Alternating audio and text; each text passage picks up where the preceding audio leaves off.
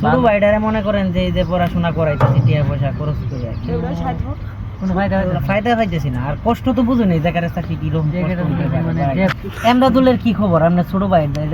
আরে এটা একটা জ্বালা করে পুরো মুশকিল আছে। কে অনেক ভালো বলা তো, ভালো বলা মানুষ হলে একবার আবেশ না আইতে যাইতে দিই সালাম দে বড় ভাই কেমন ছেলে তো ভালো দেখতেছি।